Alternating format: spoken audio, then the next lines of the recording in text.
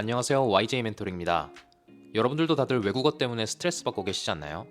학생 때는 시험 때문에 별로 관심도 없는 거 어쩔 수 없이 공부했고 20대가 돼서도 취업 때문에 토익이나 오픽 점수 받으려고 큰 돈 내가면서 계속 시험 봐야 되고 그 이후에도 승진에 필요한 점수 때문에 고생하는 분들이 많으실 겁니다.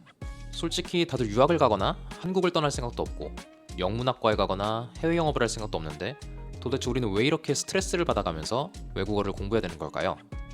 세계 최강국인 미국의 공식 언어라서 그럴까요? 아니면 남들도 다 하니까? 아니면 취업할 때 한 줄이라도 더 쓸 게 있어서 그럴까요? 또 앞으로는 AI 시대가 온다는데 이거 다 쓸데없는 공부하는 건 아닐까요? 오늘은 많은 분들이 느끼는 이런 불평이나 의문에 대해서 조금은 색다른 관점에서 우리들이 왜 외국어를 공부해야만 하는지 말씀드리려고 합니다. 여러분들은 현재부터 미래까지 이어지는 한국의 가장 큰 사회 문제가 뭐라고 생각하시나요? 최근 뉴스에서도 정말 많이 다루는 이슈죠. 네, 바로 초저출산 문제입니다. 외국어 얘기하다가 갑자기 뜬금없이 웬 저출산이냐고 생각하실 수도 있는데요. 여러분들께 꼭 말씀드리고 싶은 포인트가 있습니다.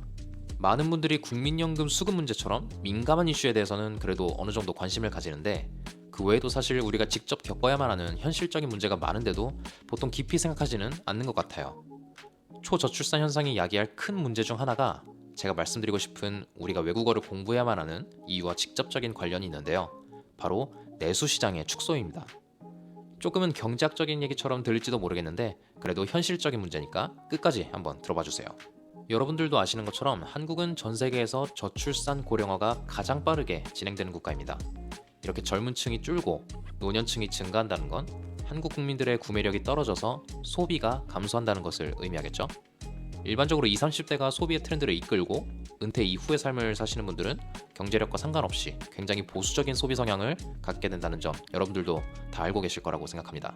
그런데 이렇게 국민들의 구매력이 떨어지고 소비가 감소한다는 건 무엇을 의미할까요? 바로 기업들의 매출 감소를 의미합니다. 그리고 이렇게 매출이 감소하고 시장이 축소되면 기업들은 자연히 비용을 절감하려고 기존 인력을 줄이거나 신규 채용 규모를 줄이게 될 겁니다. 물론 둘 다 진행하기도 할 거고요. 또 자동화 시스템으로도 인건비를 줄일 수 있다면 그런 선택을 내릴 수도 있겠네요. 그리고 글로벌 기업이나 규모는 작더라도 여력이 있는 기업들은 점점 작아지는 국내 시장에서 해외 시장 쪽으로 더 집중할 것이라고도 예측할 수 있겠죠. 근데 사실 이런 과정이나 논리는 정말 너무나 자연스러운 거고 기업이나 경영자들 입장에서는 그냥 생존을 위한 당연한 처사라고 볼 수 있지 않을까요? 그리고 초저출산 문제가 가진 큰 특징 중 하나가 바로 일종의 확정 손실이라는 점입니다. 쉽게 말해서 이미 벌어진 일이라서 갑자기 과거로 돌아가서 특정 시기의 인구를 높일 수도 없고 필요하다고 지금 당장 출생률을 끌어올릴 수도 없다는 거예요. 지금 우리 한국의 인구가 5천만 명을 살짝 넘는 수준에서 이미 정점을 찍은 것으로 알려져 있고 앞으로는 줄어들 일만 남아있다고 합니다. 그리고 한국 경제는 이미 저성장기에 접어들었고 땅은 삐좁고 인건비는 높아요. 반면에 주변 국가들 중에는 인구도 더 많고 심지어 계속 증가하는 나라들도 있고요. 그 중에는 고성장을 유지하는 나라들도 있어요. 물론 국민들도 훨씬 젊고요. 여러분들이 보기에도 우리 기업들 입장에서 한국 시장에 100% 집중할 요인이 별로 없어 보이지 않나요?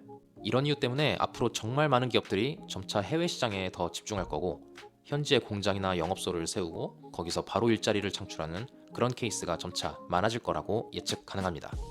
그리고 국내에서는 그런 비즈니스를 관리하고 서포트할 수 있는 인력을 필요로 할 것이라고 생각해요. 그리고 글로벌 비즈니스에 발을 담글 여력이 없는 기업들의 경우에는 어쩔 수 없이 국내에서 피 터지는 동족 간 파이 싸움을 하거나 줄어드는 매출이랑 높은 인건비를 감당하지 못하고 결국 자연히 시장에서 퇴출되겠죠. 너무 암울한 얘기만 한 것 같은데 그래도 현실적인 얘기입니다. 그래서 제가 결론적으로 강조하고 싶은 건 뭐냐면 이런 예측 가능한 상황에서 외국어가 새로운 기회를 만들어주거나 경우에 따라서는 생존의 도구가 되어줄 것이라는 점입니다. 이제는 한국인이니까 한국에서 한국어로만 먹고 사는 것이 당연하다는 그런 고정관념에서 슬슬 벗어나야 할 시기일지도 모르겠어요. 지금 당장은 초저출산 문제가 피부에 와닿지는 않을 거예요. 사실 저도 그렇고요. 근데 그렇다고 아무런 준비를 해놓지 않으면 미래 여러분들이 현재를 돌아보면서 외국어 공부를 했어야 할 황금기를 놓쳤다고 자책할지도 몰라요. 근데 그렇다고 수능 영어에 더 집중하고 취업 준비용 토익이나 오픽을 더 열심히 준비하라는 그런 말은 아니라는 거 여러분들도 다 아실 거라고 믿습니다. 외국어를 공부해야만 하는 이유에 대해서 각자 진지하게 명확한 대답과 근거를 찾고 남들과는 다른 자신만의 목표를 설정하고 지금부터 꾸준히 준비해 나가신다면 언젠가 생존의 큰 무기가 되어줄 거라고 생각해요. 사실 그렇게 될 가능성이 매우 높고 100번 양보해서 손해볼 일은 절대 없을 거예요.